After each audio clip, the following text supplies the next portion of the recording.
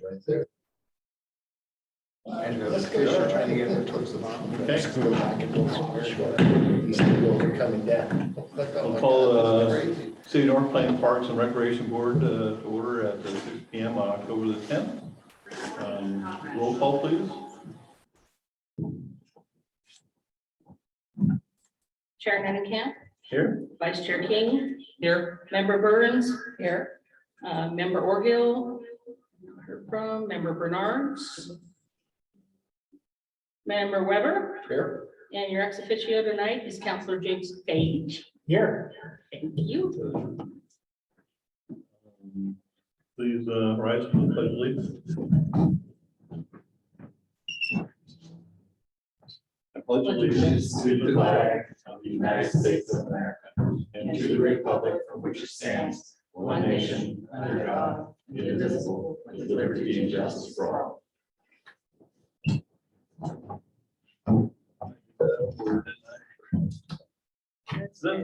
Consent, I always do that. You always do it that way, so I'm used to it now. Consent agenda. Has everyone had an opportunity to read the July 11th minutes? And what's on the agenda for this evening? Is there any comments or changes that I'd like to see to that minutes? I'd like to hear I motion to approve the consent agenda. Second. all in favor, say aye. Aye. Any opposed? None. Public comment. I don't see anyone in the audience that isn't already here for the purpose. Agenda, so. Is there anyone online that? No, they're No, both with, That's all. and I didn't receive anything in writing prior to the meetings. Okay, thank you. New business. So new business 7A is Parks Design Review, Bryn Hill Phase 4 and 5. And an update to 3. So who will be presenting?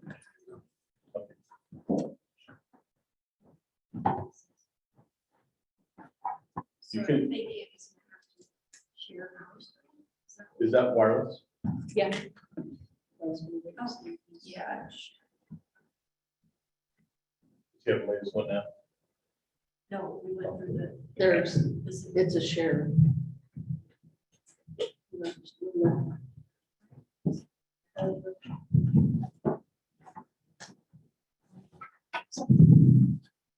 Slides in.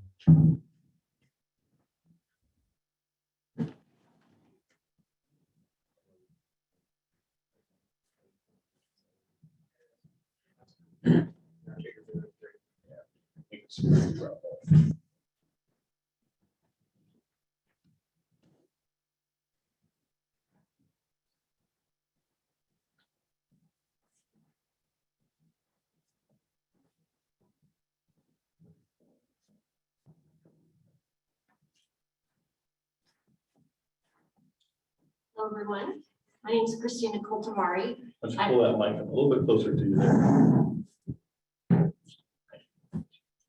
I'm Christina Coltamari. I'm the principal landscape architect with Pacific Community Design.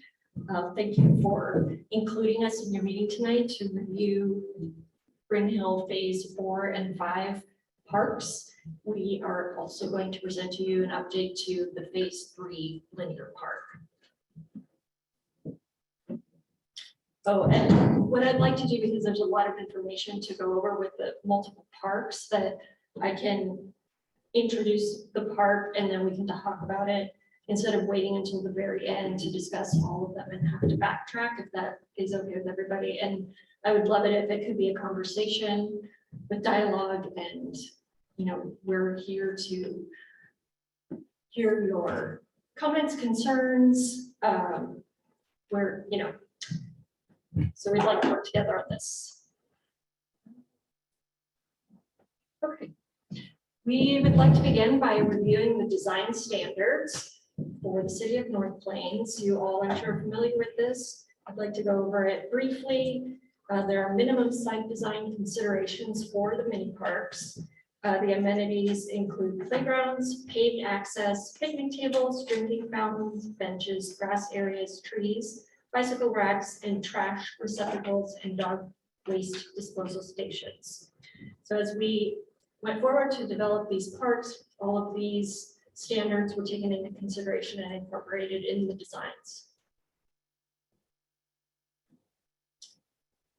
Conceptual design. So this is an overall map of the Bryn Hill development. The shaded out areas are at least approved in some phase of construction. Phase 4 is here, phase 5 is down here.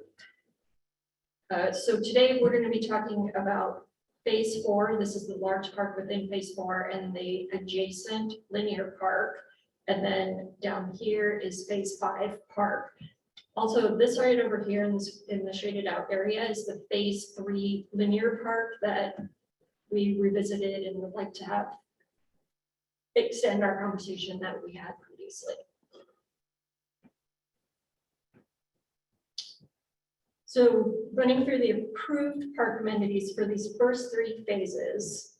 Phase 1, I can read all these, or you all can read them, whatever. Should I read them out loud if there are people I don't think virtual? that's necessary. Yeah. Okay, so these obviously came from the design standards, and this is representative of what we included in those parks. Phase 3, you see that there are 2 amenities that are in green highlight, and those are the 2 amenities that we saw an opportunity with the development of phase 4 linear park to make some adjustments and to create one contiguous linear park instead of 2 separate parks. So this is the original design for the phase 3 mini park just for review for everybody. All the elements from left to right, putting green, bocce ball, benches, drinking fountain, playgrounds, chess tables, picnic tables, horseshoes were all included in this plan. And as we started working on phase 4 linear park, we collectively with the owners, we investigated moving some of the elements from the phase 3 park into the phase 4 park. This gives more room for each activity. It spreads it out between different neighborhoods, but it still has that contiguous feel with a similar design layout, but moves those elements in places where more people at a time can comfortably use them. Oops. Uh-oh.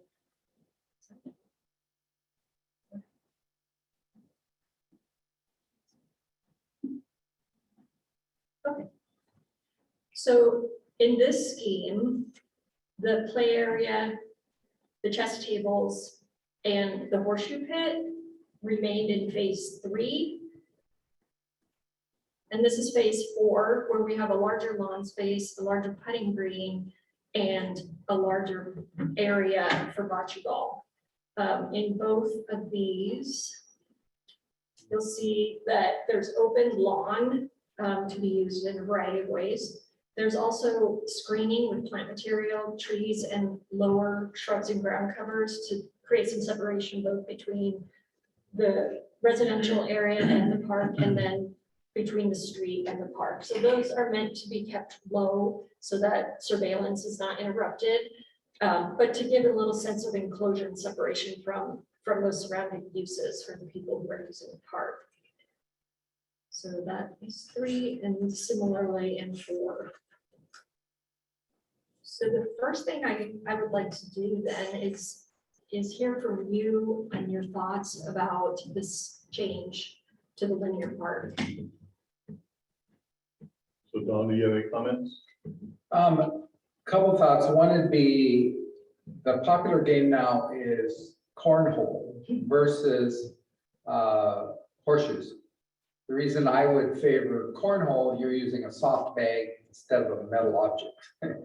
So I don't know if you've ever been around where if you just leave them laying out and a kid starts to throw horseshoes, it's a little bit wild. Yeah. Versus cornhole, if you put permanent cornholes in, soft bags, no risk, anybody can play it, That's a great idea. just as a thought. That's They'll great. still end up throwing it at each other. Pardon? I said they'll still end up throwing it at each other, but what will hurt Tea less. bag, bags, it doesn't scare me. Everyone brings their own bag or horseshoes though anyways. They're not there in supply. Well, the advantage of the bag thing is I would have something leave them. You know, the horseshoes I wouldn't. Anyway, you'd have to figure that out, yeah. And I don't know much about what's Anyways. bokeh, is that the thing where you roll the ball? Bocce.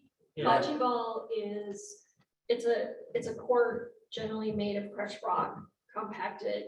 And it's, yeah, each team has balls about this big, and there are leagues and things that, you know, neighborhood groups that play, and people would bring the equipment to the court to have. I did not realize there was a official court for that. I Yes. always just made it later. And is that, I haven't never They're hard. seen anybody do it. I believe bocce ball, I didn't. I see it at a lot of outdoor restaurants that have space Okay. outside. It's, yeah, oh, bocce's. Wineries. Yeah, wineries, there's the bocce. Yes. If the ground would be crushed gravel for volleyball, because they're made crushed gravel, right? It'll be pressure rock, yeah. Stabilized pressure rock. Mhm. So I know it's not in our master plan, but we're going to have a number of different play areas. Have you thought about bathrooms? We just added bathrooms here outside, and I'm the coordinator for the Garlic Festival. And we always have porta potties, but let me tell you, it's very important to have bathrooms. And when you're going to make this many parks for families, kids, I think it's important that you think about adding restrooms. Yeah, I think, I agree with you. The hope in these parks is that because the neighborhood adjacent parks, that people use their bathrooms at home. Now, I understand the reality of having kids. Right.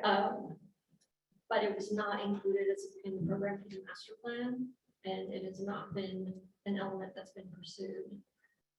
Well, it's pretty important. I also, for the Parks Board, take care of the concerts in the park. And the concert that we had on the east side, they last 2.5 hours, 2 hours. The first one, we had to walk like 2.5 blocks to go find a porta potty because there was nothing. So it's very important to, I think it's probably something you should think about. Could we ever, like, I live in Sunset Ridge, which is 300 homes versus 500, I think is Spring Hill, right? And that comes up almost daily as, oh, I wish we had restrooms, especially at the big park. You know, because you can walk 6 blocks, and I'm there with my grandkids. There's no way you're going to make it back the 6 blocks by the time they tell you I have to go. Yeah. So would there be a way, even at this late date, to revisit it? And perhaps there'd be a little give and take in the discussion of, we're going to take a few things out because here's how much more we have to put in. Right. Could we ever, I mean, I guess that's the basic question. Could we put it back on the table? I do think it's a huge deal, because the other thing that's happening now is people host birthday parties, all kinds of things So- at. So let me just intervene a little bit here. So these requirements that we have in our park master plans are minimum requirements. And we can ask of them what we want to in these parks.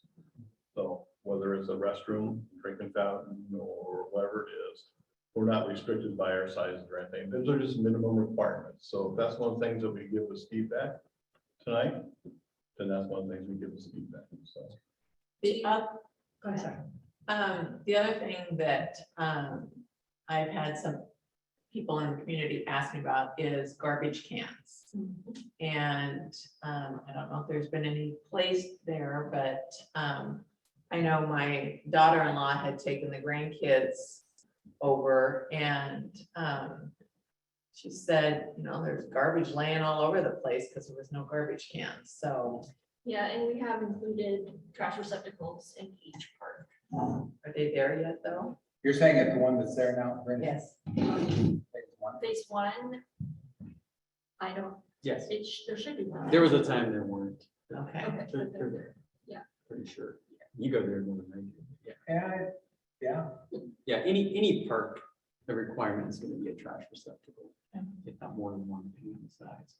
Just going back to the request for the bathrooms, I have done like permanent portable restrooms that are housed in a, like a shelter with a little roof over it and maintenance wise, it's just a responsibility to keep those maintained. If that's something that you may consider. And my other question was how many restrooms or what frequency of I don't know. areas need, like, it won't be every park, but what are your thoughts? on what's your biggest park in Well, Bryn Hill? Just let's answer her question here too. So our thoughts on the portable potties, we talked about doing that in this park at one time too. It's just not something that's. I mean, it's nice to have a real restroom, like you see out front here. That's what we ended up doing. Yeah, no problem. Well, no, I was just asking, what are your biggest parks? Is it phase one and then that one you just showed us on the map? Phase four? 4. Mhm. Is the biggest? I believe so. No, No. phase one is the biggest, and then phase four has the second biggest. Okay, sorry, I came to PCD after phase 1, so I'm not as familiar with that. It's just one person's opinion. I think if you have one of the parks that have the bathroom, that gives you a place to host an event, that gives you a place to have a birthday party. If you know your kid is not gonna make it home, then you go to that park. Anyway, I don't know what others think, but, because I realize it's a cost issue. Mhm. Do you even have a ballpark of when you've done that before, what a bathroom costs? They're about 100,000. That's kind of what I thought. I think that's what Andy said before too, right? You think, These days, Oh, yeah. Ours costs what, 130? we had some electrical and things like that. Yeah, ours is a lot more out here. Raw costs, you can get away with it. But materials have still gone up since then even, so. Yeah. Yeah, wow. Sorry to interject here. So I'm Maureen Jackson. I'm the planner, the project manager for Stuart Brindle. And I just wanted to clarify that if Christina mentioned the porta potties or the permanent porta potties, so that would be something that the HOA would maintain, not the city, so. Right, that's not a very nice restroom for a park with that many houses to begin with. Okay. That's Yeah. my feedback. Oh, okay. We will definitely talk to the clients. Another discussion. I mean, I think the restroom that people like is the one outside. I think those are very nice what they built here. Yeah. Okay, let's, Yeah. any other comments about the linear, Patty? No. Evan?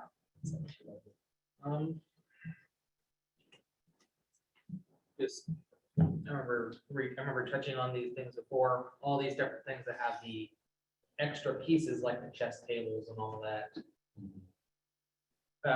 How well that would actually work out in the long run. Eventually, there's probably gonna have to be someone, a resident there that, or there's a box somewhere with lock keys that houses a lot of this stuff. I think we also discussed that people will bring their own chess sets, bocce ball. Horseshoes and sets, everything else, yeah. yep. Yep, so that's a possibility too. That's gonna be an association thing, I think there, but people outside the community that play in those parks also Mhm. would be bringing their own. Any other comments? I don't think so. So one thing I noticed in these two drawings, basically you took one park, you spread it into the next park and you added just equipment. So one thing we're really getting out of this park and you spreading that is just play equipment in that whole area, correct? Sorry. So, say that again, so the play equipment, So look right, at would be, the first drawing, yes. which there's.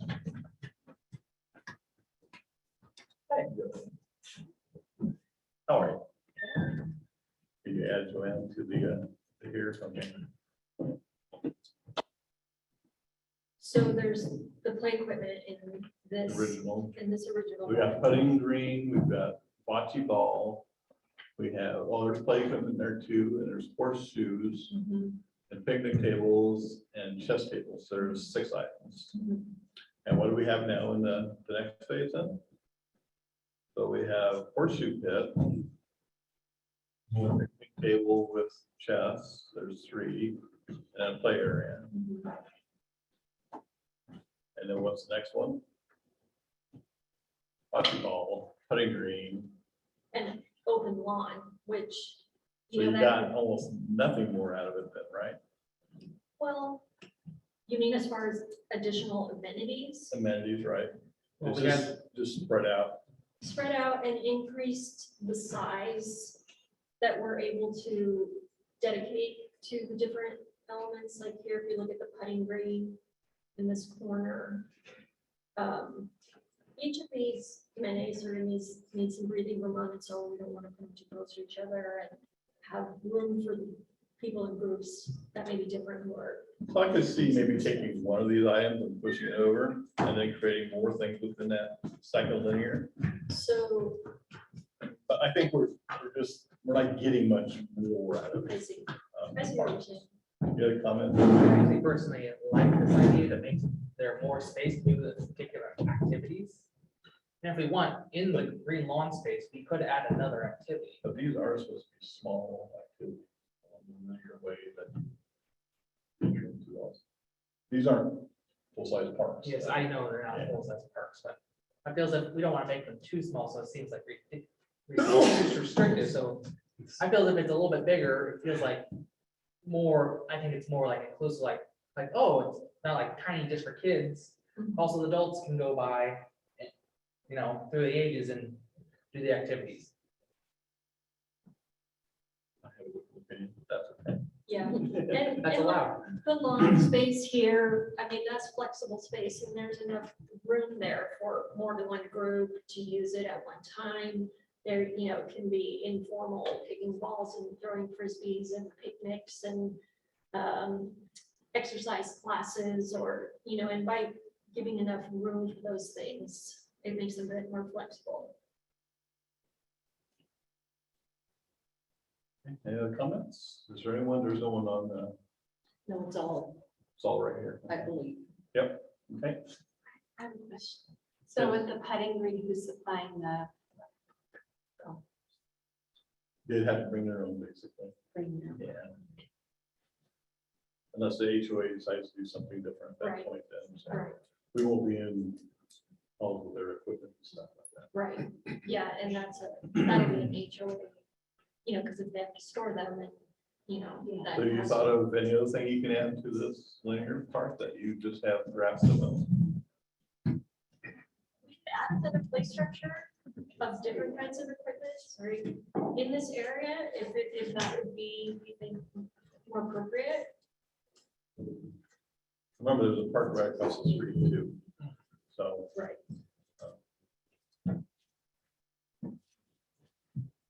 I don't know, what do the board members think? I think that's too small, it's too many play equipment, but maybe like. So the previous one has it also. Can you show her, okay, there's 2 pieces to this linear park. Oh, So can you show her number 3? There you go. So that is the first part of this linear park, and the next block is the. Originally, they had all this stuff together in one. yeah. Maybe a bench in that lawn area on perimeter that you use. It's kind of a quiet space. Yeah, or under the trees. Can you go back to the number 3 again?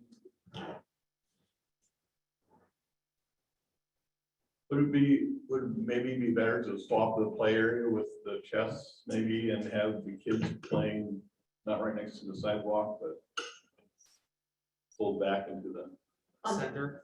yeah, Yeah. pulled away from the street a little bit more? Sure. I agree with that.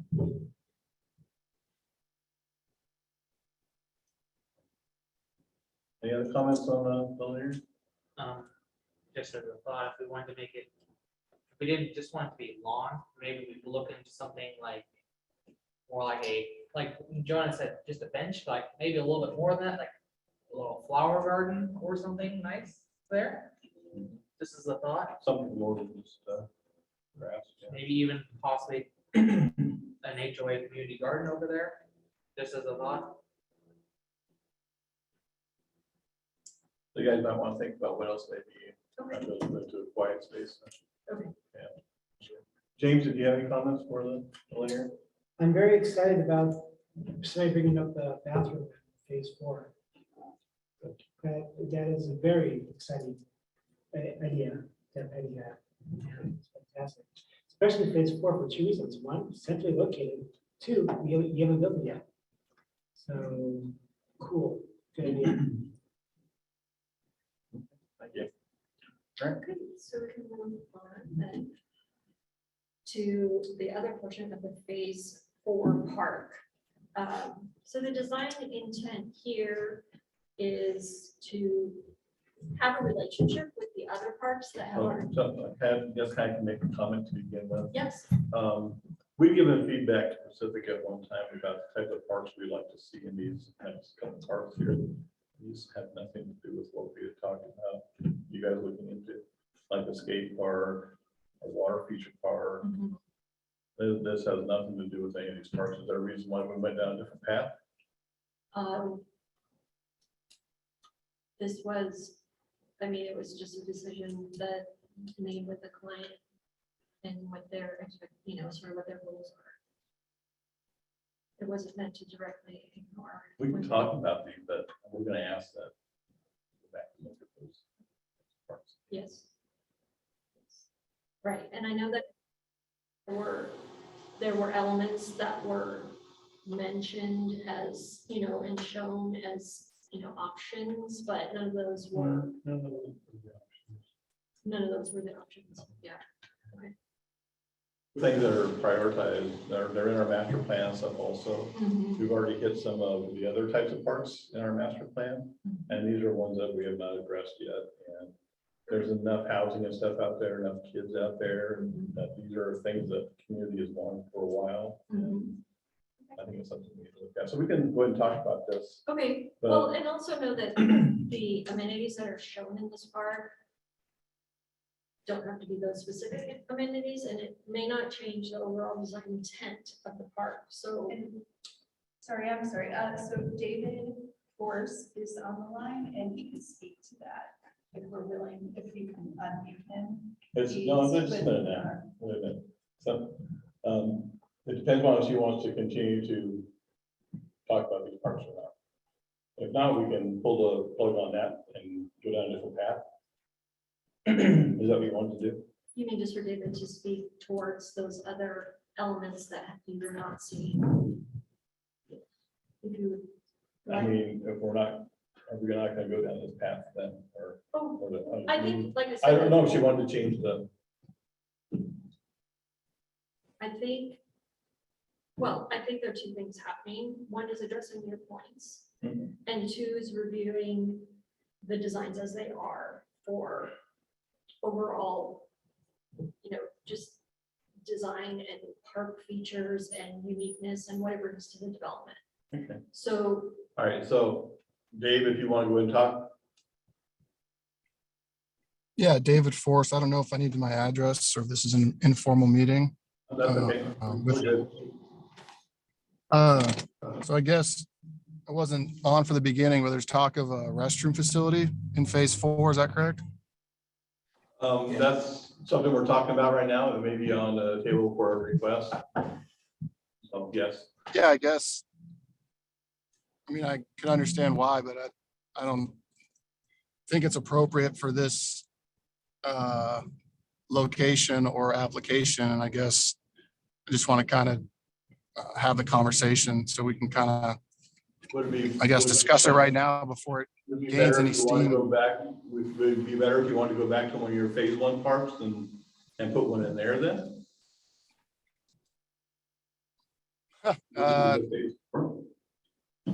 No, I don't think a restroom was ever proposed with the master plan. So I guess I'm wondering where it came from. These are, the master plan are just minimum requirements for parks.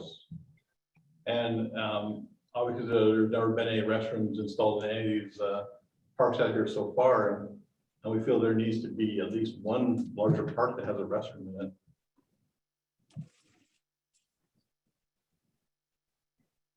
Okay, I mean, we can consider it, I guess, but it's not, I guess we don't see it being a high likelihood of a need in this park, especially being an HOA park and not a public park. So, and we can go back after the meeting and discuss it internally, but I don't see it being something that I guess we strongly support at this time. A lot of different, Was this all your reasons. comments, David? yeah, I mean, I think this conversation, I wasn't included, but there's a lot of things being requested, and I don't know. These prior ones have been more based on what the original master plan was, and so I feel like, I guess I think wanted to that- jump. that We've always been told that the master plan was never anything that was set in stone. That's what you've always told us also, when you come back with different plans and stuff for parks. So I don't, this is just their vision of whoever this was to begin with. And now we're deciding what's going to be in these parks and what these parks look like.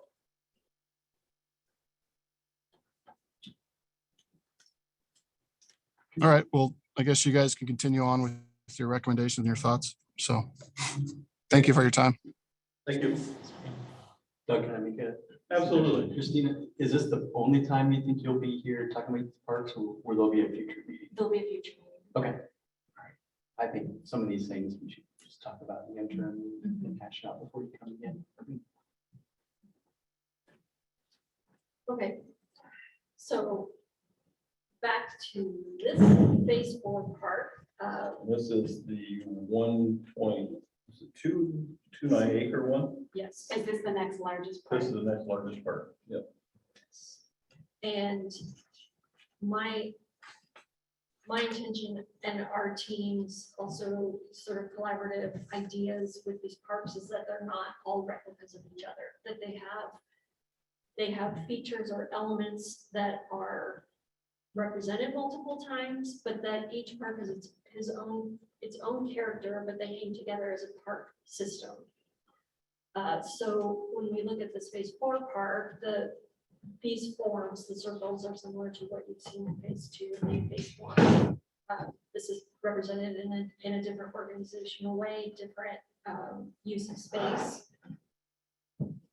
But again, would contribute to an overall parks plan. So we have a large lawn with a picnic shelter. Then it moves into here, which is a paved concrete plaza for gathering. Included are these wooden bench seats that move, around the perimeter. Also picnic tables. We haven't seen that kind of element in any of the other parks as far as more formalized plaza space. And then here, this could be a bosque of trees similar to what you're seeing here. So another, it's like active spaces and passive spaces. And I think you need to diversify the kinds of amenities that are in each park to make it, really successful and usable and liked by the community. Then over here in this area, we're proposing an elevated lawn mound. So it's an earthwork, it's earth sculpture, and the image here is an idea of one. It wouldn't be exactly this, but it would be, a larger form that can be used in different ways, sitting on or rolling down, or a vantage point to see the rest of the park. And then adding another shelter here because we felt that we needed one on each end of the park for balance.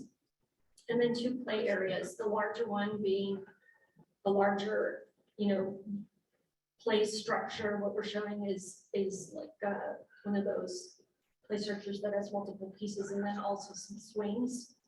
And then over here under these trees is a completely different type of park experience. It may be nature play, it may be a tot lot for the younger kids so that they have equipment and space that is separate from the older kids. So that's yet to be developed, but we felt that having two specialized areas contributes to the overall. And then around the perimeter, this image right here with these mixed plantings is the idea of how that will be planted, where there are trees and shrubs and ground cover, sort of a not a formal layout, but more of a blended plant palette. We also have talked about including dirt mounds, so soil mounds around those perimeter areas that will then be covered with plants as again, another one for interest, two for giving a little protection from the streets. And then two other things. One is we've incorporated a crushed rock walk as in parts of this park. Again, just to bring in another form of material to have different experiences, so that it kind of breaks up the monotony a bit of using the same material everywhere. And then finally, we've included lighting here. So these are bollard lights, they're pedestrian sized lights that are shown in these areas to signify, these spaces especially, and then under the benches would be underlit into the built-in seating lighting. So that people have just a little bit longer day that they can use the park. Some of the other parks that are smaller, there are street lights on all of these streets, and the ambient light from the street lights helps with, it does provide that safety feature of having the lighting. Parking up there? Is that parking up there, I see, or? No, where is No. this? Okay, Sorry. I just, the gray wraps around there. I thought That- maybe it was- That is the current sidewalk. Oh, These are okay. residences here, so it ties into what was planned in the development and connects what is already there. Is there any parking around that at all? I don't have a map that shows. Yeah, parking, so where you see the bump outs in the curb areas, so like down here, this represents. This There's is the nothing up along Timber or anything there. And then along Main Street, there's also parking. There, as far as I know, there is parking along Timerick.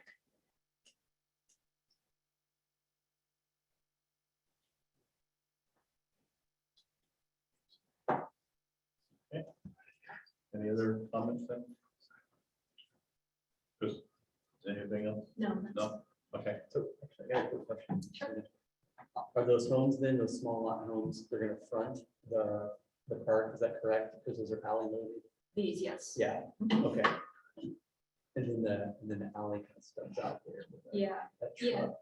And the idea was to keep those, like the play structures and the plaza area a bit away from those to so we can have some privacy. Okay. Evan, you have any comments? Back on this. Get back to this, I'm still mulling it over. Patty? Not right now. Go ahead. So this park is in the middle of, apart from the first part, the largest part, these are all in pretty high density housing portions of the development. So I don't think it's repetitive to repeat elements that maybe like the first park has, because it's serving a different part of the neighborhood. Right. So it's like you didn't have a play structure, then everybody's just going to the first part to find the play structure. So I think for this one, I would love to see a few things. That copse of trees in the middle there is difficult from a sightline standpoint to keep track of children and the different aspects of the park. I feel like it would be better to expand the play area and play structure into that and maybe move the trees out. That would give a larger play space as well as increasing the sight lines from the nature area and also the elevated mound area and keep track of everybody. Again, like there's potentially a lot of kids using this, so I think the more usable space in these parks rather than passive is beneficial. And then I see also that the structure, like the pavilion, I think that might be nice to put near, sort of having it by the lawn and the concrete gathering area between like the play area and the gathering area, so that parents can sit under that while they watch their kids in the different spaces. And it's just shifting it to the other side of that gathering space, but I think that would be a better placement of it. Yeah, one of the ideas of having it in that lawn area Yeah. is that if there's a larger gathering and you have, you know, that can be a place for Sure. performances or. Or the other shelter put by the play area, because those mound areas, they don't really get used too much. They're kind of, like you said, visually interesting, I guess. At most, it's like kids rolling down it. Yeah. But so maybe like, I don't see like a shelter there, like nobody's gonna set up on like an uneven surface, like tables and stuff. If they're having a larger gathering outside of their pavilion space, I think that pavilion maybe then could move to the play structure area. Those are the. I do think it's important in these parks that we have different types of activities and different scales of elements. And so unprogrammed space like lawns and mounds really encourage that imaginative play. And so I think it's valuable to incorporate those and not have it super programmed. Sure, yeah, I think just that pavilion there, I mean, I think it feels like it's breaking up that mound area, and I think that it's not gonna be as useful as it is for parents to be able to sit under that and watch their kids play. And then I think that those trees in the middle just, I feel like it kind of makes it disjointed, and it's really hard for parents to keep an eye on their kids if there's big trees in the middle blocking the sight lines. So. Yeah, and the idea is that they wouldn't be super dense, they're deciduous. It's another place for shade. Okay, anything else? No. Done? I take my grandkids to a couple of the parks almost daily, and kind of things I've learned in the designs they did in the Sunset was, for some reason, they did a lot of rocks along the perimeters because I think those are lower maintenance than the bark. That, in my mind, tends to be kind of a disaster because kids and rocks, all they do is throw them, scatter them. They never get put back where they belong. So rocks to me, I'm not a fan of. I'm not sure the gravel walk to me would be totally helpful. Again, the problem with kids is they pick up the gravel, they'll throw the gravel, now the gravel's in the lawn, which the mowers don't like. I mean, that's just kids with rocks. That's what happens. It gets picked up. The other thing I've noticed, the new elementary school, their play area has permanent non-bark surface. So it has these mats that are permeable that connect. I imagine those are way more expensive than bark. I imagine everything you're planning on is bark. Is that right? Or It's engineered wood fiber for the play surface areas. Is that what you're saying? yeah. Yeah, it's a product that is made that has the correct, Because if it were possible, even if some of these were smaller, personally, I would favor some permanent matting, because the main problem you run into with any kind of engineered product is within a couple days, the kids kick it out from the slides, the swings. Technically, you're supposed to re-rake that almost every day, which is impossible. It just doesn't happen. So it becomes less safe. There's gullies. You got to replace it. Again, this school, just observing that, which has been there now 6 months, is just wonderful. Again, more expensive, but plus this park is gonna have not chips either. pardon? This park is not gonna have chips either. It doesn't have engineered, it has permanent. It has like turfs. Pardon? It'll be a turf surface. Yeah. So if that could be considered, at least in some settings, I think there's a lot of advantages to Yeah. that. I understand the practicality of it. I do. Mhm. I definitely do. I also I'm a proponent for providing natural materials as much as possible for these outdoor spaces. And that's one area, I mean, just overall where we can give it a, a more organic feel. So you're gonna have the maintenance staff out there to take care of that all the So time? the HOA will do that, yes. Yes, but the parks, the city will still be on top of some of that too. So, Who? the city, No. yeah, the city still is gonna be responsible for some of this safety stuff, aren't they? This is an HOA meeting. No, Will it forever be HOA? I was under the this impression. will forever be.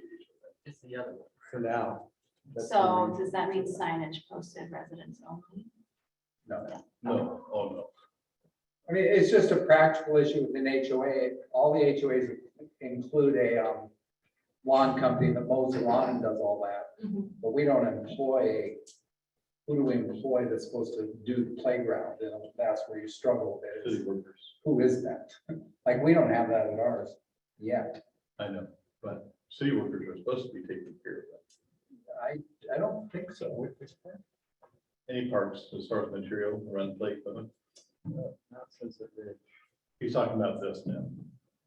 This is gravel right now. Yeah. Right, but it's gonna be on the HOA, Okay. right? And it's on us. I'm not dissing that idea, but it's problematic for HOAs to get that done, because who is it that you're supposed to hire to do that? Right, that's out of Yeah, my expertise. but that's the practice. Yeah. So anyway, if we could do something permanent. James. Brian. Thanks. I'm just concerned about Doug brought up a point that a lot of these recommendations were made and none of them are reflected here. And I'm just wondering, the Parks and Recs spends a whole lot of time, man hours. When you count the round of rooms, a lot of people here. It's a lot of time sunk into this.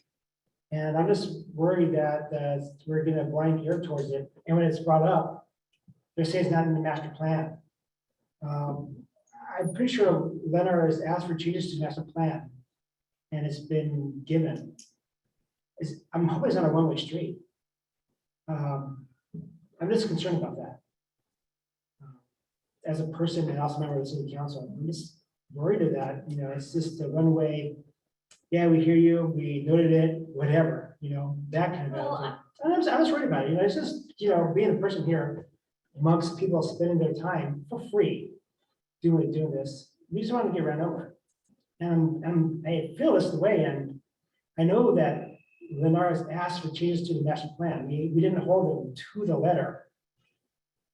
I think it's being used against us, and I'm just concerned about it. Well, I'm sorry that you feel that way, that's. It's not that I feel this way, I'm just I'm very much looking for it, right? So that's just something I'm looking for now.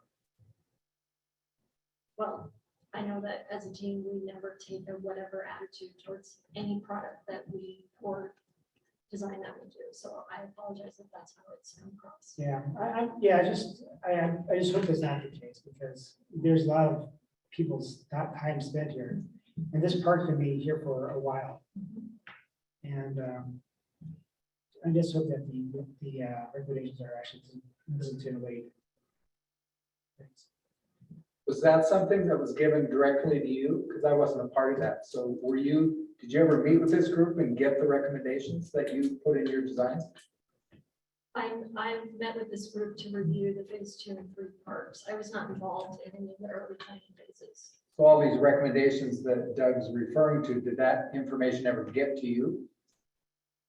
Not that I'm aware of specifically. Okay. I may be mistaken, and if I'm mistaken, I'm sorry. So Kayla Deer, who is also with Lennar, she's with us and she can speak to that. She's been with the project from the beginning. Hi, can you hear me? Oh, I'm sorry.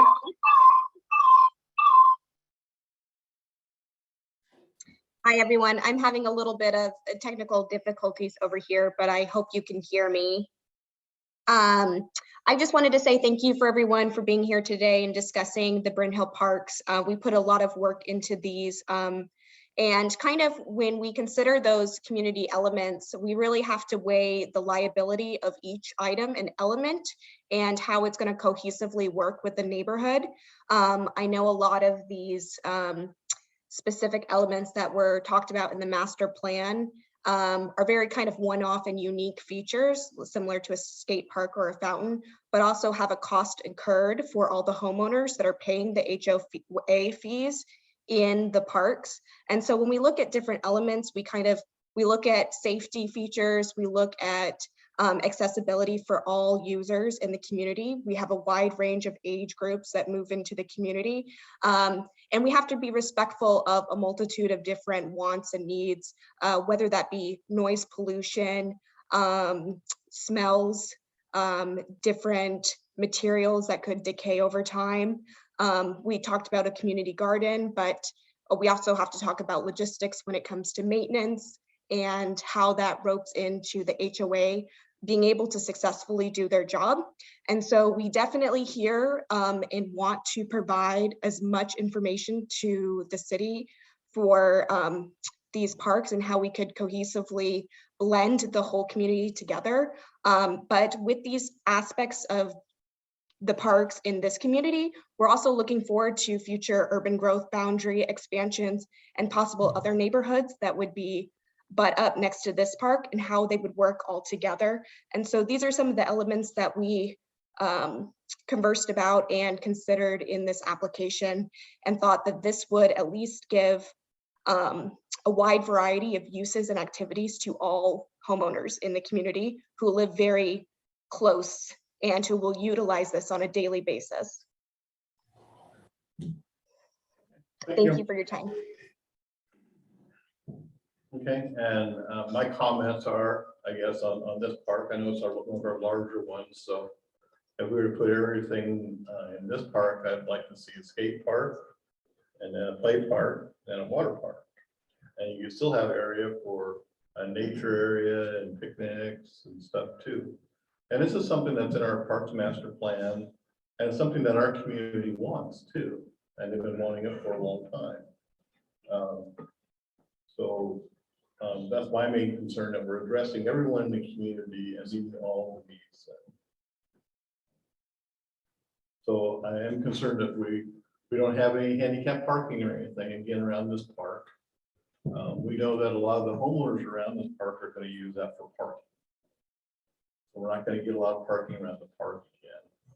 And I was hoping that, you know, after our other conversations with our other parks, that maybe they would have gotten some at least handicap parking in or something here that allows handicapped people access to these parks. I also think that this is a park that would be a good place for a restroom, a permanent restroom, like we see out in front of our community hall in here. And you know, if Lennar doesn't think that this is the right one for it, then maybe they might want to go back and revisit phase one and add a restroom to that one, because that's a very large park too. So that's my feedback on this phase 4 park. Andy, do you have any? Otherwise, no. Okay. I think I have my notes now. You got one? Okay. Yeah. Going back on what Doug had said, or Don, sorry. Not you, Don over there. Yeah. I also think gravel is a bad idea, just obviously for the same reasons he said. And I was wondering if you could go over what the nature play area would more so have in it. So those would be play elements that are made out of natural materials. So logs and boulders and. Yeah, okay.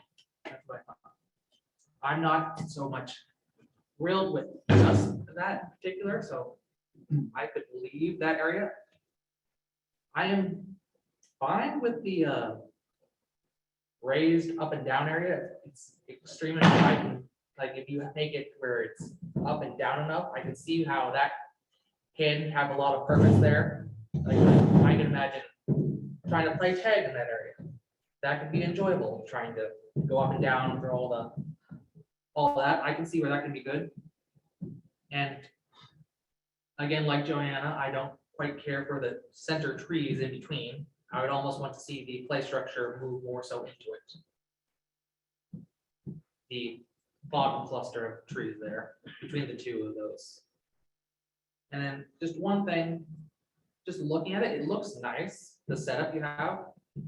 Just that I look at this, and this just might be me, I see a lot of wasted space in between. Such as the spaces in between the play structure and the nature play between the big long circle.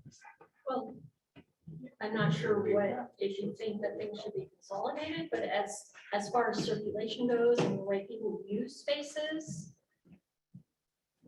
it's good to give, separate identities, their own spaces. I understand that, and I understand that's sort of the layout you have chosen. It just, I want to make sure that we can get the most use out of the park as possible. And just when I look at some of these areas, like, I just see like a bit of wasted space. I understand it's like make that area defiant for what the area is supposed to be. But maybe just a thought of maybe changing the shape a little bit to include that area a little bit more. Thank you. Actually, Doug, I will have a comment. Sure, Okay. go ahead, Andy. Not to give my personal anecdote, but I mean, kids will play in these nature parks if they're done right. They're pretty cool, big structures like Westmoreland Park in Portland. Taking my kids there numerous times. Huge nature logs. Kids can climb all over them. Kids don't climb trees anymore because we don't let them. Personal opinions for many folks, but this is a way that kids can actually play on wood, in trees, felled trees. So if done right, I think it could be kind of a cool feature. But they also said they wanted to pop up there too. That'll probably come in the next conversation. And I imagine as far as the gravel goes, you'll go through that a lot more in the phase 5 part because I saw that's a lot of trails there too. But I'm imagining it's like Cooper Mountain or one of these. It's just like chat. It's extremely small, compacted. Yes. It's not gravel you can pick up and throw. No. It's basically It's compacted like dirt. 1/4 inch minus, and Yeah. then there's a tackifier stabilizer that's included in it to make sure that it stays an ADA surface with the smoothness. Right. And then that holds it together. Because it has to be ADA compliant, just like a sidewalk. Yes. One last question. Is that 2 12x12 shelters? Yes. Will those take maybe 2 picnic tables? Yes. Room for 2 picnic tables? Okay. I think what Evan was envisioning when they said logs and rocks was the word part. When they fell a log and that was replaced. Nah, it wouldn't be that. Yeah, I guess I've just never seen a good or well done nature park. Yeah. So unfortunately, I only have bad experience with that, so. Just when you say those 2 words together, it brings up. Yeah. And there are very strict regulations around what is considered a play equipment, and that meets the safety standards for play equipment. So a real log that's thrown on the ground, that's not a safe play element. So these play structures come from manufacturers who specialize in this style and type of play equipment. I guess just one offshoot question to that. When you say rocks, you mean rocks like this or boulder rocks? We haven't gotten that far. Okay. I mean, it's just it's an idea. We use rocks as stepping stones. Again, we have to think about the fall. Yeah, I protection understand that. for I understand that. But it's a natural element. It's a natural thing. Our playgrounds have these wonderful, huge play structures in them of that scale. And it's really beneficial to the kids to have a different option of things to explore. I understand that. I grew up with a bigger yard, so lots of trees, lots of fun stuff. So I understand a lot of people don't get that. Thank you. Anything else? I just have one question for Andy, and if we take it off, the answer we take offline is a little bit technical. I'm assuming this these parks are applied by the typical city park codes. We just passed the ordinance prohibiting camping. I'm worried about since it's HOA, is there any kind of gray area or anything that we go, it's HOA, so it's not city ordinance for most people camping or not, it's, there's our, in, we know those, we have. So I can think outline, does that apply to these parks? Yeah, let's discuss offline, because there is a bit of a technical Right, nuance. I'm not sure about that. Yeah, Doesn't this have the public overlay on it though? it does, but it won't be zoned IPU because it's in the NC zone. So everybody got that. Oh, yeah. That's what I mean. So yeah, we got to discuss that. Yeah. Thanks.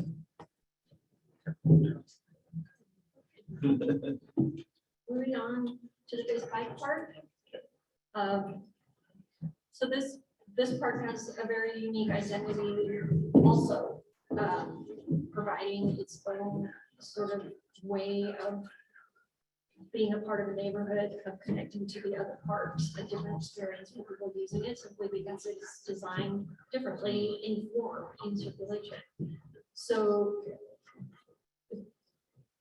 as Andy mentioned, this does have some larger areas of the compacted crushed rock. Those can be further developed. This is a concept design. So, you know, like this area right here could become a circle of benches and there's a council ring there, or seat wall that creates another node, a smaller node off the circulation route. We still have the larger play area and focus in the center and an open lawn for flexible play. There's one shelter and some benches shown. The idea with the feel of the planting in this park is that as opposed to you might see in some other parks where it's very formal, linear arrangement. This is a completely different idea of focusing on monocultures, simpler palettes. I think this is a good image right here. This is probably 3 or 4 different plants, but if you can envision that those would be like these islands, and it's just it's a quieter, contemplative, it evokes different emotions to be in a place like this than some of the other playgrounds or parks and play areas we've designed. And early in the master plan, this was identified as an area for nature play. So showing this image right here of the variety of things that you might see in that kind of play.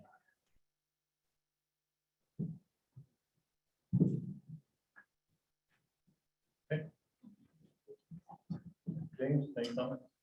I have to agree with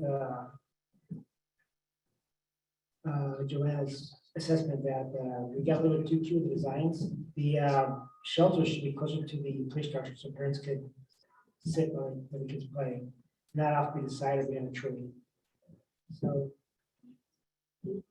I have to agree with that. You know, the line of sight for that should be in the play area or close to it, so parents could sit back and chat with each other, look at the phone, whatever, while the kids playing.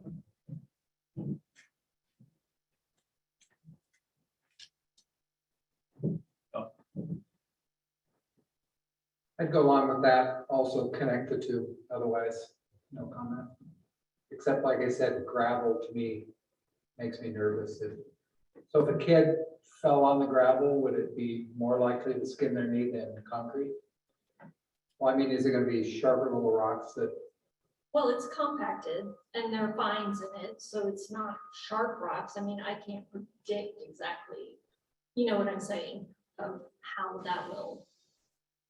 Yeah, so for me, I wouldn't do any gravel because I would think we'd need a Band-Aid station. Because the kids fall all the time. And I'd rather have hard sand or something. I was just the beach. The beach is the perfect surface, hard sand. What did you say it would be called? The crush rock, Yes. 1/4 inch or 3/4 inch minus with a stabilizer and tackifier. Those are, I was gonna say, can you give an example of a park around here? that folks can visualize. Yeah, I okay. believe- Is it similar to like some of the metro parks? Phase 2. Is it in this? Well, yeah, it was included in phase 2. So I don't know. if Yeah. it's- Phase 2 is not there yet. So. Yes. Isn't crushed rock what they put right before they pour the asphalt? But this almost looks, They smoosh it. this is flat and it's secured together. It's like a big sand. What's that? It's like a coarse sand, it's big sand. Yeah, but It's it's, sticky. it's not loose, it's not loose in any sense. Great. I assume it's stable. Because you need to put a wheelchair across it, Yes, you do. like solidly. So it doesn't move. So if I kick it with my foot, I don't kick a hole. It Right. stays. Well, if you take hard enough, I'm sure. I mean, I guess I'm like Andy. I would want to see a place that has, It's a surface you'd want to run on. pardon? It's a surface you'd want to run on, for sure. Well, and that's But this where I want needs my to be part of grandkids to run, because they always fall. Me personally, I would rather my kids fall on this than on concrete. Me too.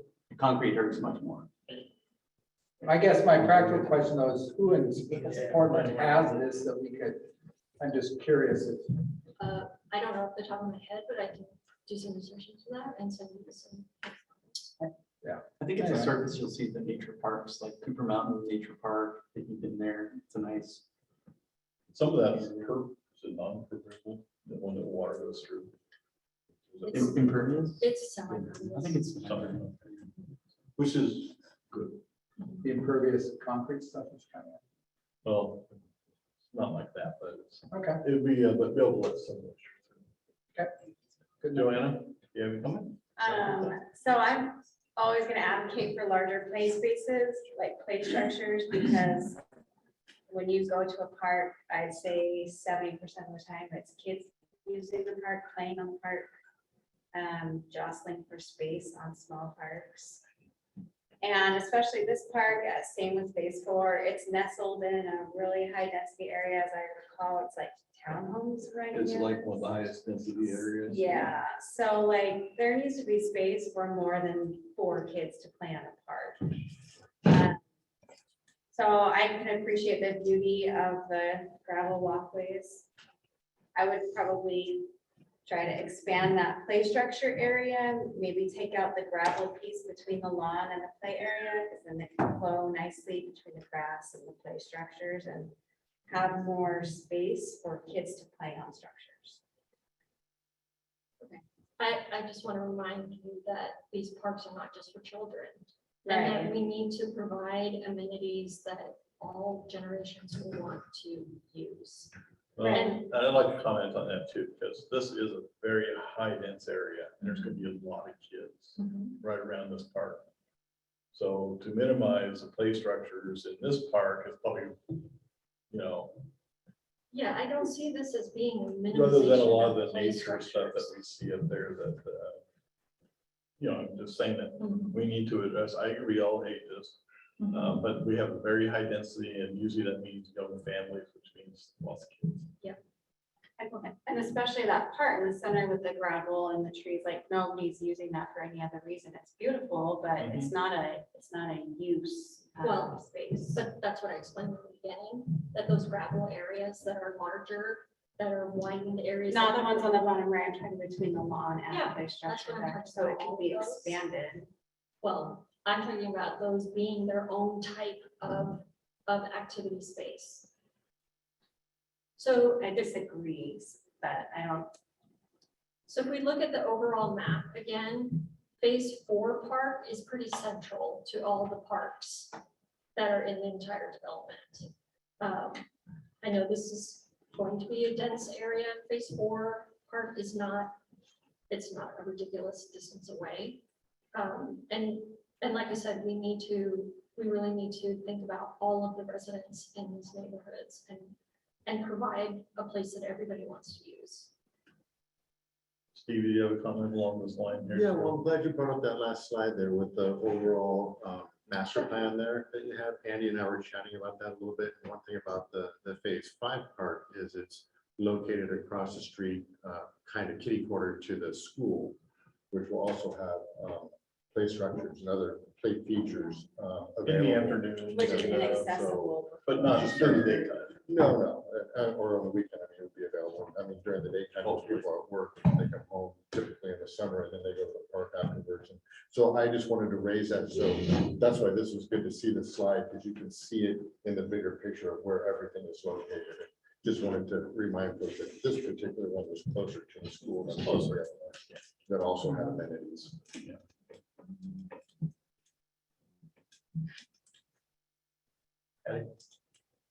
Let's go back to the other picture.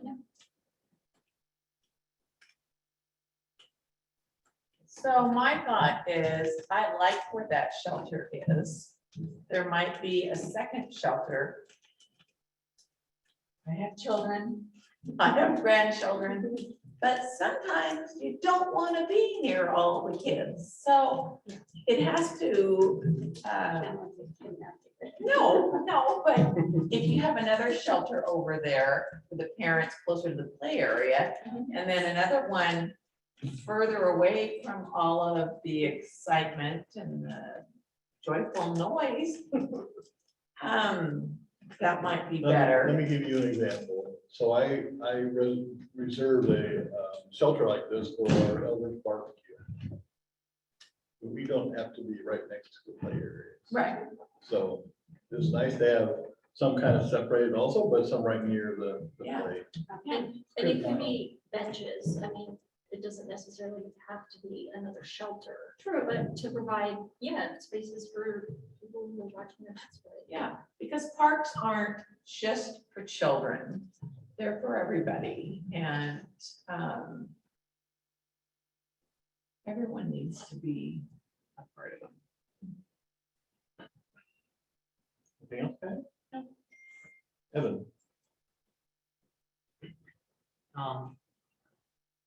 Going off what Joanna said, I do believe I understand that you have a particular layout for this. And I still think the play structure the play area could be a little bit bigger. Just because of how weirdly shaped, I think, it makes it look smaller in a way. Yeah. Besides making the play structure a little bit bigger. I don't think I have too many other problems with that unless you maybe thought of maybe having another amenity in this park that works with the gravel and all that.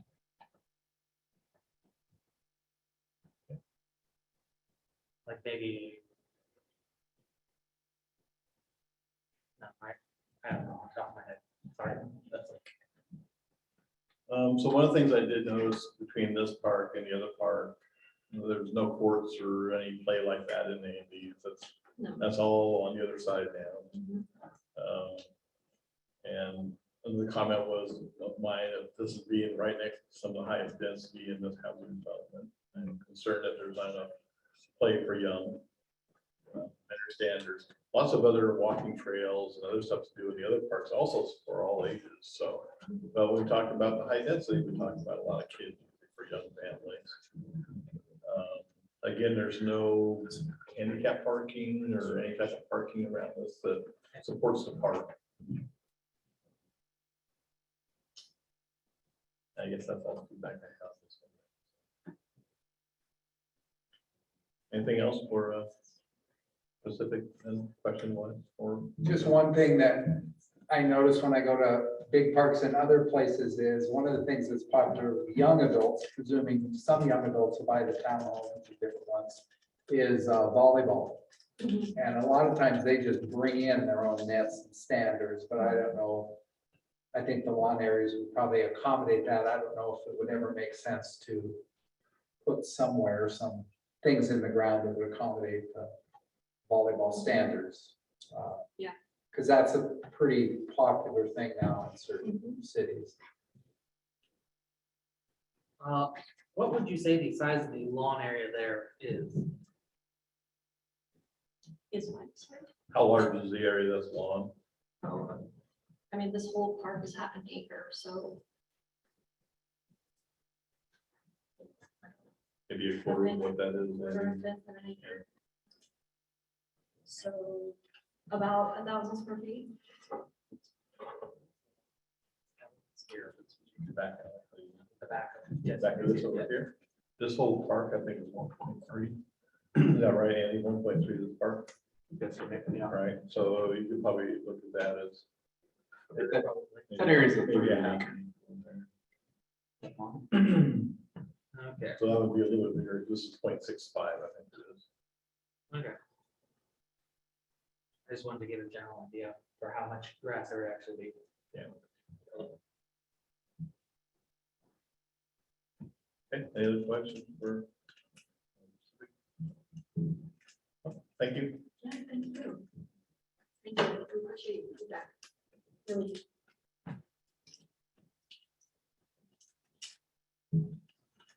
Any other comments amongst the plan commissioners about the proposals? I beat it up. Okay. Thank you. Okay. Next thing is unfinished business, and we're going to talk briefly about Pacific Park. So Pacific Park right now has had the play equipment removed. Has it been backfilled yet? No. No, not yet. So it'll get backfilled in the area that was all That's dug. the level now. It's not yet, but it will be backfilled. It is, if we put back. When I jog by there. We already put back. I mean, just the pit or the entire thing? It's just level. Sure. I mean, we were just talking about what. Yeah. Thank you guys again for coming. Thank you.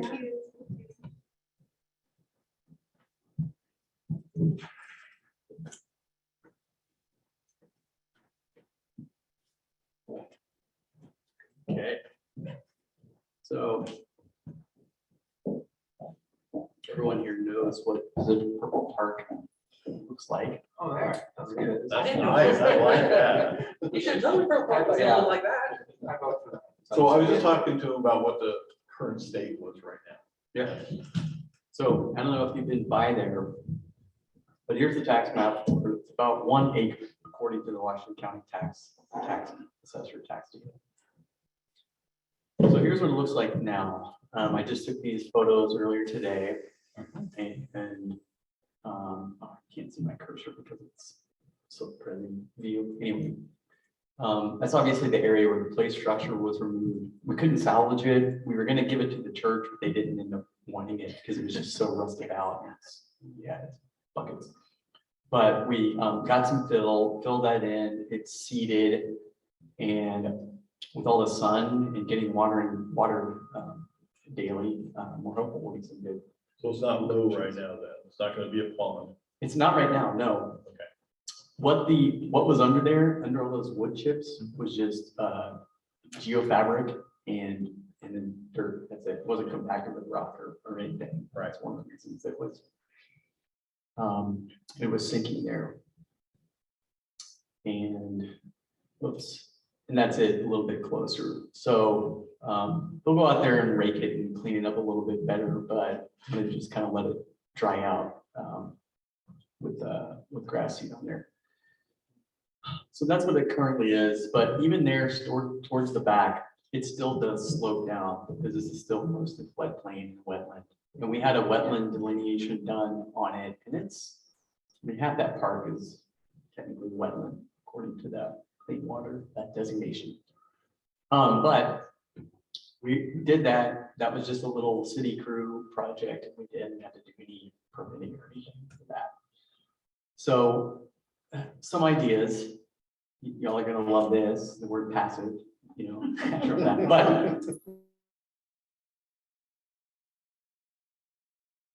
but from a cost perspective, not doing anything.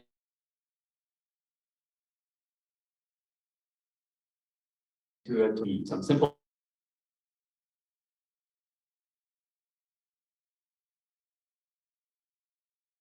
activities that we talked about in the pit like that. Some net activities or a dog park, which has been talked about.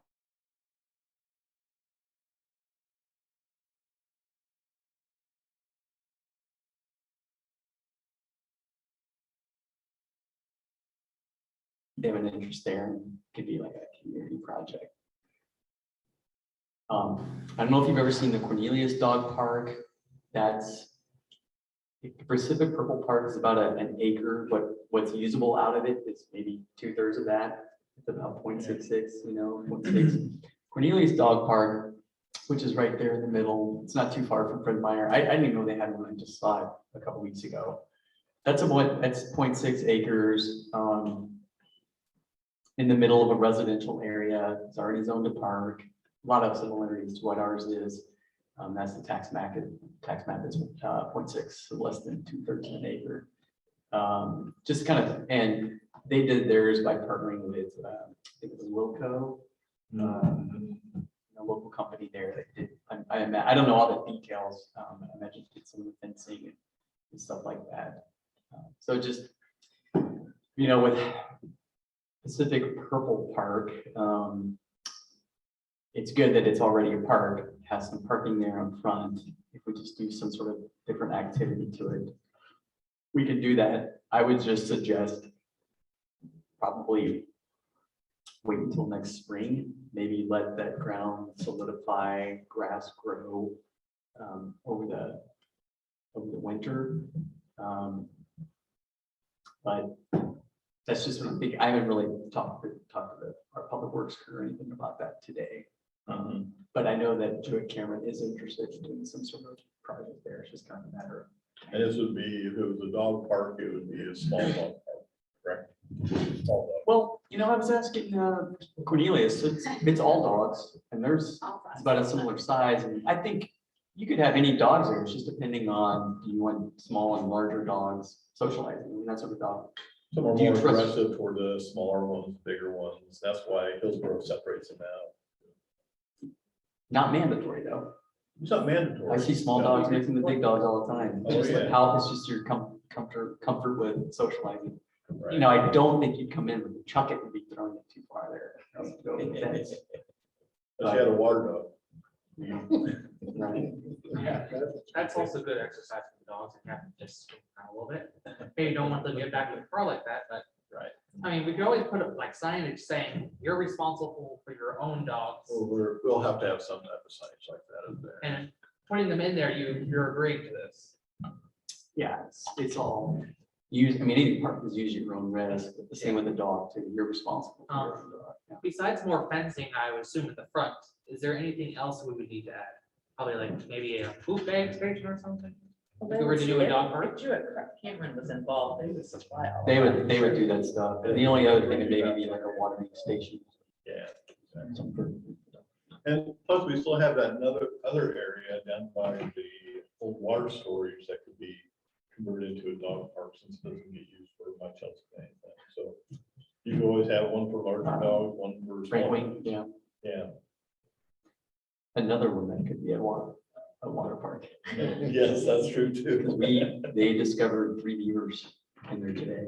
Oh, they can, really? Yeah. Oh, my God. In where? And In the Ghost Creek. on the, Oh, corridor. Yeah. So we had to work with Clean Water Services to get some debris removed from the culvert. And once they removed some of it, these beavers just go floating by. So this will probably last for a little bit. And that's what has been flooding Gordon Road and stuff really bad over the years too, is because that's been backing up, right? Yeah, some of that is further up in the farm fields too. But, So help me understand again, why can't we put fencing up close to the parking lot, put a play structure up near on the higher ground Because that means that's going to involve some backfill. to make it level and then with a little retainer wall? Right. So is that not allowed? Because that would be out of the floodplain. But then you're gonna have to dig deep into that area down there that you're gonna. If we keep it in like the top half, isn't that out of the floodplain? yeah, it's just a matter Not of much of it that's out Trying- of the floodplain. trying to do something where we can utilize most of this. Or if we build it up, we're really talking about kind of this upper area right here. So just trying to find a solution that would maybe make it more usable. And if we need play equipment, can we find some other green space or park space? in this There part of isn't anything town? on that side. Well, there's The one Louis Wynn's Park over by the post office. West Mechanics Garage. I mean, that is a section, when you go over there, I'm very aware that's lacking. We have a lot of parks around now, but this section does seem to lack kids' equipment, so that would be my only bias too, is we're lacking in this area. If it were possible, if we could do something, it would be nice. That thought has not escaped me. That's been my concern this entire couple of years. They've been studying this engineering wise stuff for the last year and a half. It's doable, it's just a cost, right? It's a cost factor. but- Oh, no, it's more than the cost factor. It's just, what are you gonna get out of it? Where do you have to go? What do you call it when you have to take material away from one area? Well, you have to do a Take cut it and fill.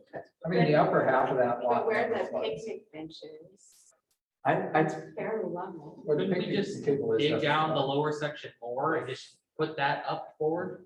Yeah, Because then it would, the place, water would have the place where it would usually go in the now lower section. Or is that not how that works? say again. You take the bottom corner, you dig down deeper, so that then you move that bottom stuff up forward. So where the water would go now has the lower section you there. cut fill from the back. Yeah. It's possible. But Clean Water Services would have to be on board. Yes, Absolutely. definitely for that. And I mean, we're basically taking what is 2/3 of an acre, and we're using 1/4 of an acre at that point. We're really gonna be building up this park. Yeah, you'd be way up front. But the picnic table area doesn't flood. I mean, you would need quite a bit of dirt from back there to raise it up, depending on how low you want to Yeah, it'd go, be a hole back here. which might be fine. There's some fish in there. Yeah, this is good feedback. We haven't run any costs on something like that. And we just have to determine what the appetite is for the cost of making this park just for a play structure here. I mean, when it was posted on the Facebook, North Plains Community Facebook page, like a lot of people commented, are they putting the play structure back in and not play structure? It seemed like that was a popular opinion. People were sad that it was not being. We've talked about, how there's a lack of land in there for parks. I realize that, but even if you could make something of the park out of this again, not much of the park. But it's something. I mean, Purple Park wasn't big as it was, but it was something. Yeah. It doesn't need to be massive. That Purple Park could fit on that upper part where that picnic bench. Yeah, we could put a play structure right here. But I think that's still in the floodplain, right? No. Well, I don't know. I don't know. The wetland delineation took out a lot of it. I mean, it's kind of this area. I don't know enough. I'll trust Don because he runs every day. If this ever has water around. But it's it, what within that the is. floodplain still. You mean Yeah, the, you mean the, even- on the floodplain as they've written on paper, but they deemed floodplain. I think where the green or grass ends in the back there is as far as the water. gets Because up it on that never side. gets flooded up there. Edge of the playground down, I it would agree. sometimes have water all the way up to. But this higher area never. But I think that's within the 100-year floodplain still. So for us to put play equipment in an area, I don't know. So If we're gonna it spend a gets a lot little just wider making in it 100 more. years, we're gonna be good. How about, It just seems way out there. How about what? how about cement? Have it just be a summertime part for like skateboard park? You should just to lose there. I don't know the rules around all this. Yeah. Because if you put in cement, it's gonna have runoff towards the back. It seems like the back is already just foregone conclusions as a wetland, right? So you put a cement on the front, maybe that could be part of a skateboard area.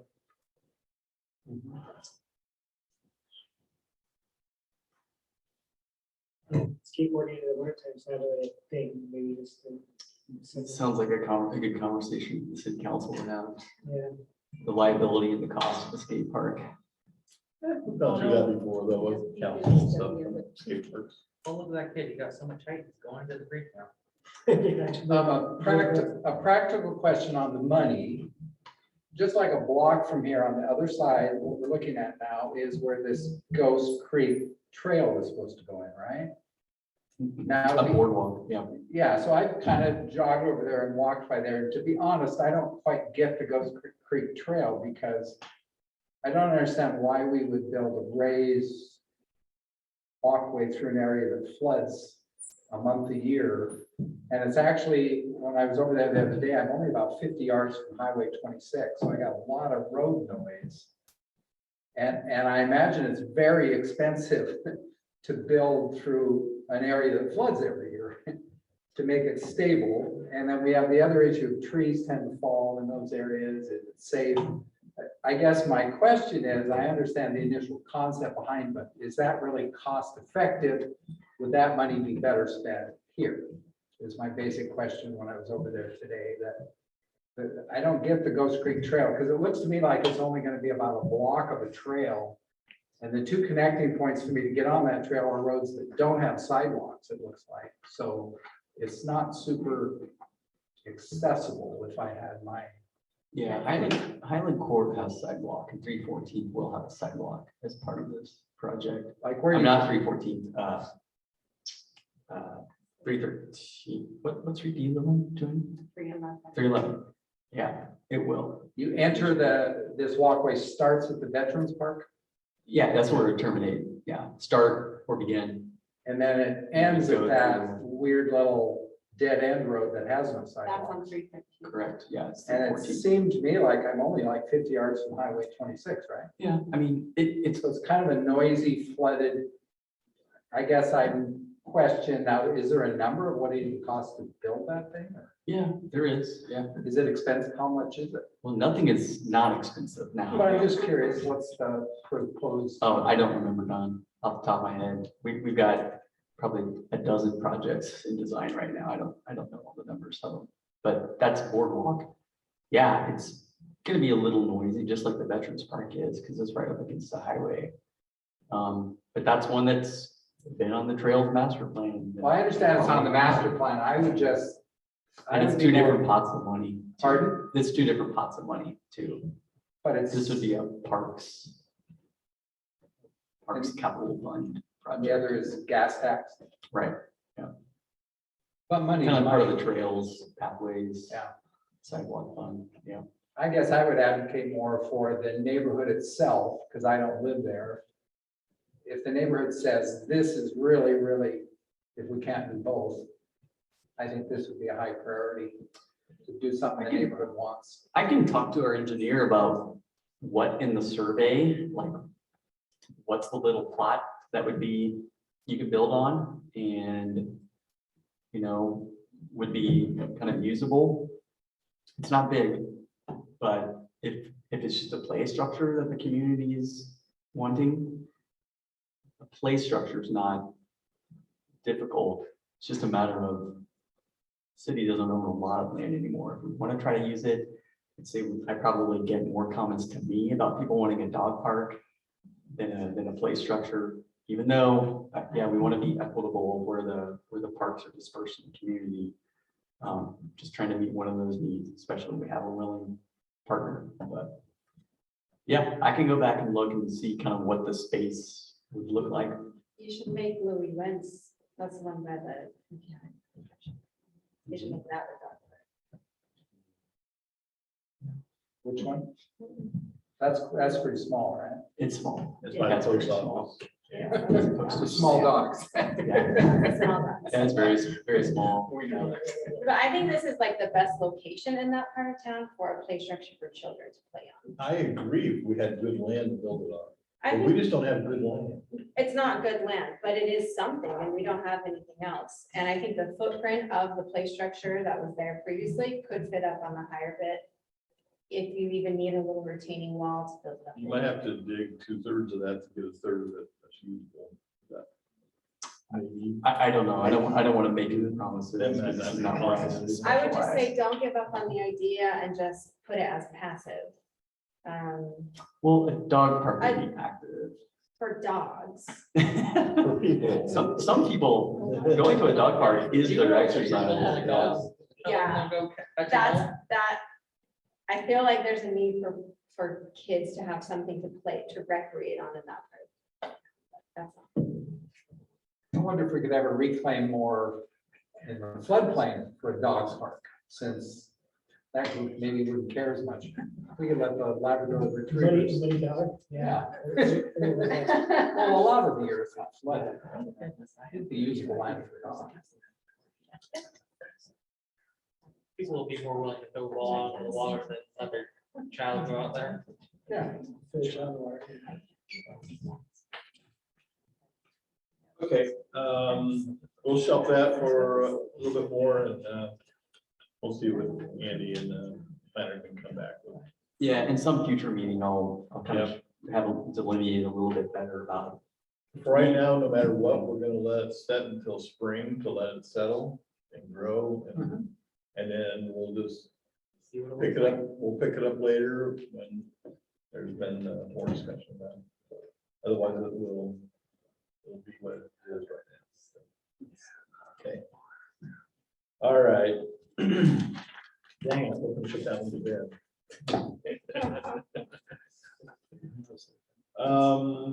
Board and staff comments. City council approved recommendation for the Park and Rec to change term length from 2 to 4. So that's good. At least we don't have to do it so often. So thank you, council. That was an easy decision. Yeah, good, thank you. Board comments. Oh, sorry, Don. Doug, one, real quick, Chair Nottingham. Lori wanted me to share something. Oh, here it is. You guys made a request at the last meeting for when the board was created, when the first people were appointed. And we Wow. changed the name to the Parks and Rec Board in 2017. That was, I've been here about a year. And then we just did the ordinance, changing the terms from 2 years to 4 years. And then there's how long each of you has been on. Apparently Doug, they used to do the minutes on chisel and stone, right? When you started. You've been with it since the beginning. I think Cherry Lenahan. Yeah, because there was only 2 residents that were on the Parks Board when it first started. The rest there was planning commissioners, there was council. And then once it evolved into an actual city board, more or less, and changed the name, that's when it kind of went to. Could you send that to me? Yeah, thank you. Okay. Sorry, Don. Comments? And maybe you could address this after we're done, but I found that first part of a little bit awkward in the sense of I wasn't quite sure how that's supposed to work. Like I'm giving feedback to the architect who's going to go back to somebody, but did she really have to listen to my ideas, and who finally decides what's going to happen? Because it seemed at several points in the meeting, she's feeling frustrated, we're feeling frustrated, the other person's feeling frustrated. So you had the builder that was in there that made comment also. Yeah. The builder, and then there were the planners of the parks that presented basically. We don't have 100% control over these parks. We can give recommendations and stuff. What's that mean? That's a pretty vague statement. It's pretty strong. It's a So pretty what- strong recommendation. How does it get decided? The parks. Go ahead, Staff. Andy. Yeah, they have to file a type 1 administrative review permit for a park, and ultimately it's the staff who will sign off on it. Taking into consideration, any presentation given to the Parks Board, but really it's dictated by what is in adopted documents, which is the Parks Master Plan. So she submits it to So you when they and keep you- referencing, yeah, well, this guy will be the one And signing you, it now. and you sign off on Nope, this guy will be signing it now. it. But it doesn't get approved. The city council doesn't. Right, correct. vote it. Yeah, they do. No, No. They don't? they did that in the master plan. Okay. And the planning commission does it in the subsequent subdivision phases. So all of these phase 1, 2, 3, they've got subdivision phases they apply to the planning commission for when you get to these sort of, this is considered in our development code, more of a staff decision, administrative thing, that they do that for the parks. Now, everyone knew through the master plan approval, all right, where the parks are gonna be, have an idea of, the size, what will probably be there. I think what the frustration here, and we've talked about this for a while, was back before they did this, we should have made it clear that we wanted, an outdoor restroom included in there. Well, that's where the master plan needs to be updated. We need. Oh, it will be. the minimum Yeah. requirements. That's part of it, but, Yeah. but a lot of when we're in initial planning stages and stuff with, the infrastructure wall there. Sitting there so long, on this well. They like to in their pre-planning stuff is like, oh, this is all fluid, this isn't really set yet. And then when they come back with this, I was like, well, we talked about that stuff to begin with. So they like to play these cards against us. Which, I mean, everything is fluid until someone Yeah, says what it is, right? I'm gonna suggest Steve and I meet with those ladies in the interim and kind of go over some of the things that were talked about. A water feature, restrooms, see if we can't come to some sort of middle ground on some of these things. And I frankly, if they're willing to do some sort of portable vault toilet or something like that, as long as it's cleaned regularly, I wouldn't discount that out of hand, especially if you could get two of them, maybe one's in a small park and the nicer one's in a big park or something like that. You're right, it's better than nothing.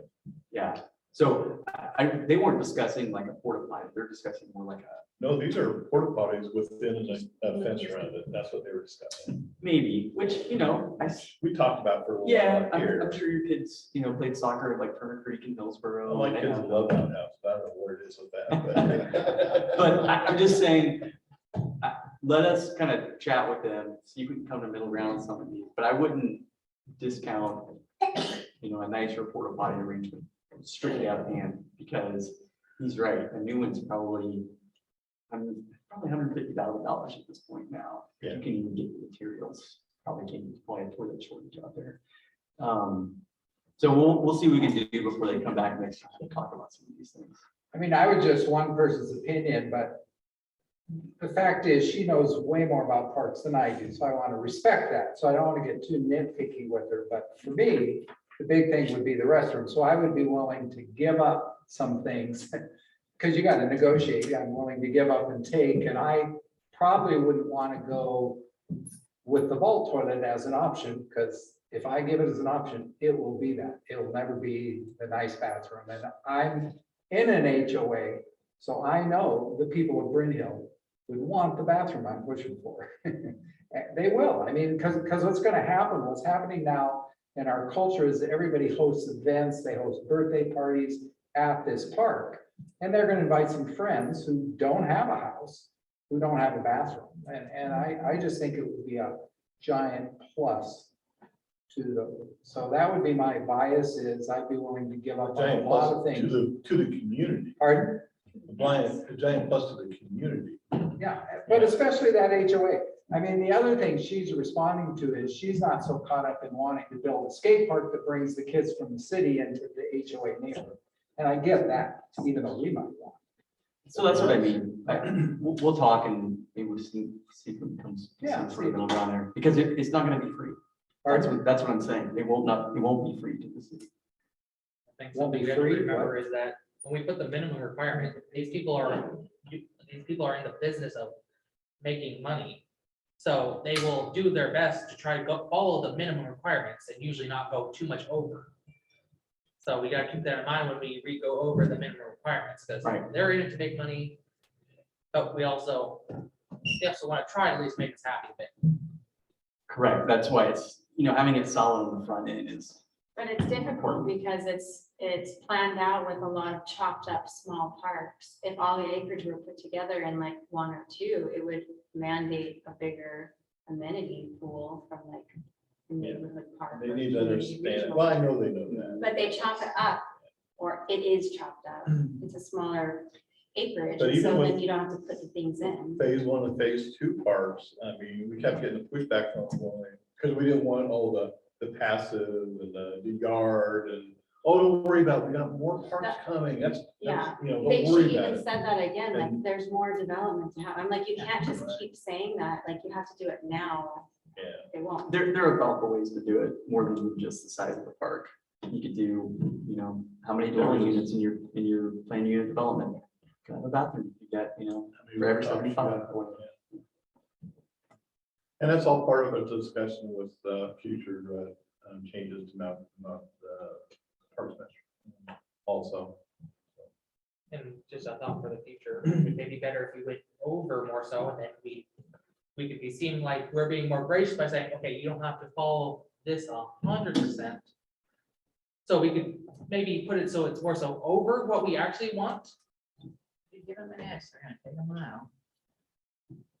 Well, yeah, but if we make them overbearing almost, no, that's not the right word, not overbearing on what we want. On the heavier side, and then we can seem like we're going along with it more, if we give it back to, put it back more so to where we want it actually. Just a thought for the future. I think that this upping our minimum requirements for parks is going to be a. But it's difficult because those are nationally set standards of No, what, they're not. no, remember we looked at the level of, No, that's minimum level of service. yeah, And no. Because if we went by there's that, recommendations if that. we had that right now to go by, we wouldn't have to put a park out here. That's true. So they'd be. So these are city standards that we're setting for what the Yeah. parks are.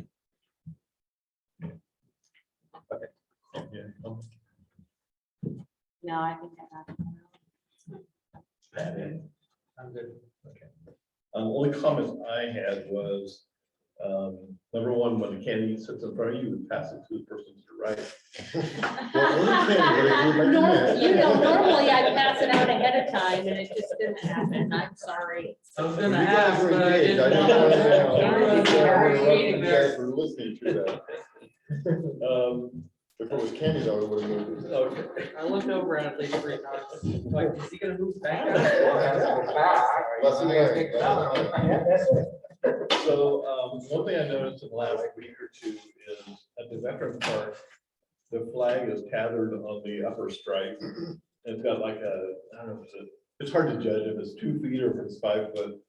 And it's got a tether coming off the end. And I know we've got Veterans Day coming up here too.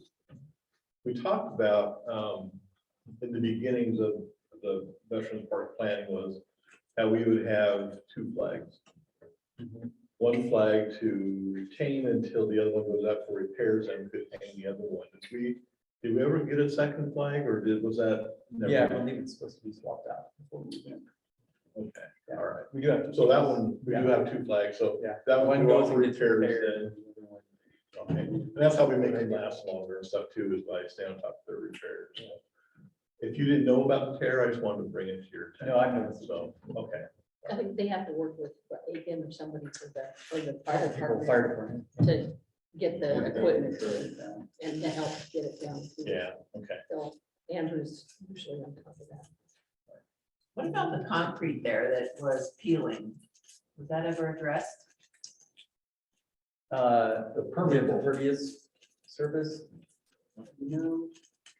Yeah, there's a way to clean it. You don't want to power wash it though. But the stuff that Oh, where it was was- floating up, Stuff that was flaking off, Falling it was apart. crumbling. Yeah. How's it look now? The last time I was there, it wasn't that bad. I was Just kinda there got for a swept. while. I don't know, I haven't been there. We had since I a was there. street sweeper go through there and we kind of cleaned that up. No, a bunch of it's gone. It's Yeah. not level anymore. Okay. Remember, it's like an install issue because a bunch of it Yeah. had crumbled and, Yeah, it was Right. not- I'll have to get back to you, Patty. I mean, for as little as it gets driven on, it should be in perfect shape. How has that park been used, received? I mean, It's a lot of cars. Yeah, a lot of people A lot of traffic have in lunch and out. there. It's popular Buy after lunch, people it go to goes- McDonald's. Yeah, they sit there and have lunch, or in the mornings when I come by, there's usually a couple cars. I think some people stop and make phone calls there and that, some people walk. Because I don't, I mean, they park and I don't see anybody in the car, so they must be. It has a big porta potty, so it's popular with certain groups. Do we feel like it met our goals? Has it met our goals for that part? It's been pretty popular actually, so. Big Flag is nice because it's got a good set of events all year. Yeah, yeah. Right. What do you say, Andy? It says it has 2 veterans events per year, which Oh, yeah. most parks don't have that, especially with town houses. It's a nice group. Do we have a partnership with Veterans of Foreign Wars to do the flags? To do the flags? I thought we had that discussed. No, They come and pick up, in fact, they just wanted to get the one up out of the box. Did you mean the big one or the small one? The big, no, we don't have a partnership. I mean, I haven't had time. I need to go out and kind of probably create some partnerships for fundraising for flyer. It's like a flag fund. right? That big flag, like $2,500. Yeah. Yeah. So maybe our fundraisers for the parks and stuff too, that maybe that could be one of their line items for fundraising. Yeah. Yeah. Would that be for the Parks Board? The Foundation. The Parks Foundation? Right. Could we put up like maybe, is, people aren't as important here, right? Maybe we could put up a poster or some kind of fundraiser for that? Well, that's what, we'll talk to them. Yeah, I actually have a meeting with Michael. Cindy tomorrow to talk Veterans Day and Parks Foundation. I'm So, sure the face. Is he on the foundation? Oh, good. yeah. If someone there was out there, I'm sure the Page family would contribute. I have a good authority. Okay. All right. That's good. Council, do you have any comments for the board? Thanks, guys, for all the hard work. You guys spent like an hour talking about a small park, but it's not a small park. Things have been around here for a very long time. Thanks. It's important that you're doing this. And thank you. Thank you. Matt? Comments? Nope. Just I get to bike home tonight, so when you gavel out, I'm looking forward to that.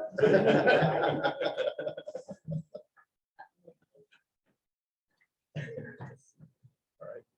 So our next meeting is November 14th. And we are adjourned at 7:53. Thank you.